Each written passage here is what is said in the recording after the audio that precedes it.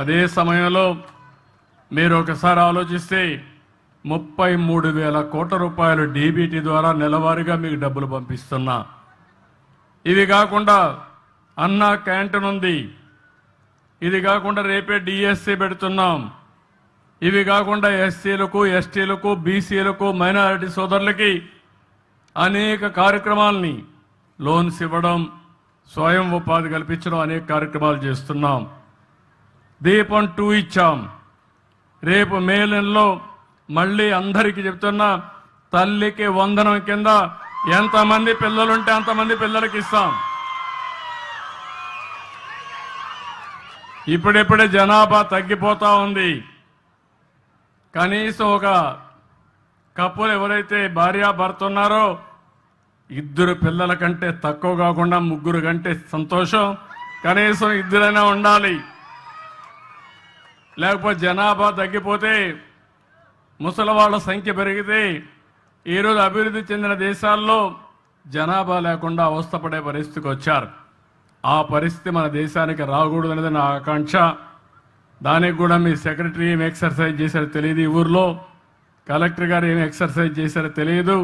వీళ్ళు కూడా రీఓరియంట్ చేయాలి. వాళ్ళు కూడా అభివృద్ధి మాట్లాడుతున్నారు తప్ప భవిష్యత్తు గురించి ఆలోచించే పరిస్థితిలో లేరు. అదే సమయంలో అన్నదాత కింద రైతుకి ఇవ్వాల్సిన డబ్బులు కూడా 20,000 రూపాయలు ఇస్తా అన్నాం. కేంద్రం 6,000 రూపాయలు ఇస్తుంది.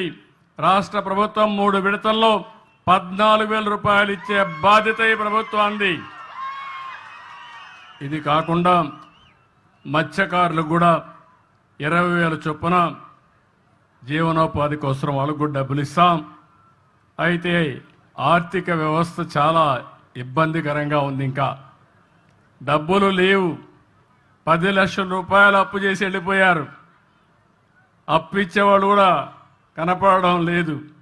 వడ్డీ కట్టాలి, మళ్ళా అసలు తీర్చాలి, సంపద సృష్టించాలి, ఆదాయాన్ని పెంచాలి, సంక్షేమ కార్యక్రమాలకు పెట్టాలి, మళ్ళీ మీకు అమరావతి కట్టాలి, పోలవరం కట్టాలి. అదే సమయంలో ఏవైతే నేను చెప్పానో సూపర్ 6 కూడా అమలు చేయాలి. ఇది కొంచెం కష్టమైన పనే, కానీ ఇష్టంగా పనిచేస్తున్నా. కష్టమైన పని కూడా ఇష్టంగా పనిచేస్తే తప్పకుండా పరిష్కారం అవుతుంది, చేయగలుగుతామనే ధీమా నాకుందని చెప్పి కూడా నేను మీకు తెలియజేస్తున్నా.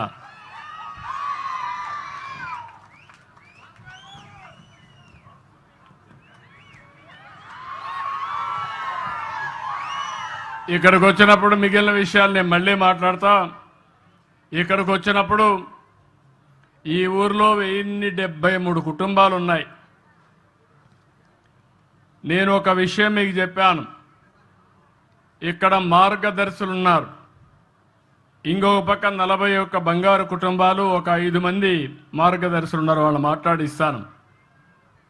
నా ఉద్దేశం ఒకటి, ఇంటికి కావలసిన అవసరాలు తీర్చే బాధ్యత నాది, గ్రామానికి కావాల్సిన అవసరాలు తీర్చే బాధ్యత నాది.